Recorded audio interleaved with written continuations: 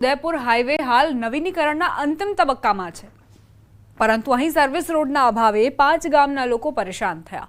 ગામના લોકોને wrong side વાહન હંકારી જીવને જોખમમાં મૂકવા મજબૂર બન્યા છે।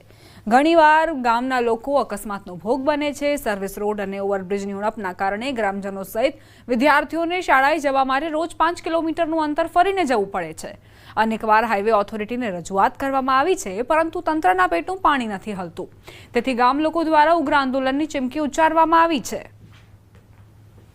હાઈવે પર મને કટ આપવામાં આવ્યો નથી અને શાળામાં સર્વિસ રોડ આપવામાં આવ્યો નથી અને શાળામાં જવા તો બાળકો અને બાજુની ખેતરમાં જતા ખેડૂતો અમને ખૂબ તકલીફ પડે છે અને અમે અગાઉ પણ રજૂઆત કરી છે કલેક્ટર સાહેબને અને આજ સુધીનું કોઈ થયું નથી। ડીસનથી ખારી સુધી એક પણ કટપાસ ઓવરબ્રિજ કે અંડરબ્રિજ બનાવવામાં આવેલો નથી અને જે કટપાસ ચાલુ હતા એ પણ બંધ કરવામાં આવેલા છે।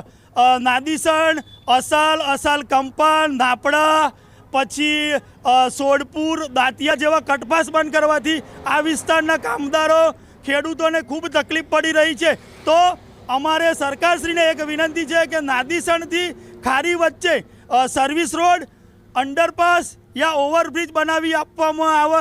શામળાજી ઉદયપુર જે હાઈવે આવેલો છે અમદાવાદ સુધીનો, તેમાં નેશનલ હાઈવેમાં ખાસ કરીને જે ગામડાઓ છે એ ભારે મુશ્કેલીનો સામનો કરે। તમને દ્રશ્યો બતાવીશ કે 5 કિલોમીટર સુધી રોંગ સાઈડ જવા માટે તેઓ મજબૂર બન્યા છે। આ જ પ્રકારે વાલીઓ જે પોતાના બાળકોને લઈ શાળાએ જતા હોય છે, પોતાના કામ ધંધે જતા હોય છે। આ તરફ તમને ગામ બતાવી, સામે જે નાપડા ગામ છે જ્યાં શાળા આવેલી છે, એ શાળામાં જતા બાળકો હજી રસ્તો ક્રોસ કરતા હોય છે। એનું એકમાત્ર કારણ છે કે અહીં સર્વિસ રોડ આપવામાં આવ્યો નથી અને ખાસ કરીને સર્વિસ રોડ નહીં આપવાના કારણે જીવનું જોખમ ઊભું થયું છે, કારણ કે 6 લેન હાઈવે હોવાના કારણે 100થી વધુ સ્પીડમાં ગાડીઓ અહીંથી પસાર થાય છે। હજારો લોકો, અહીં ઇન્ડસ્ટ્રીયલ એરિયા આવેલો છે, હજારો લોકો રસ્તો ક્રોસ કરતા હોય છે।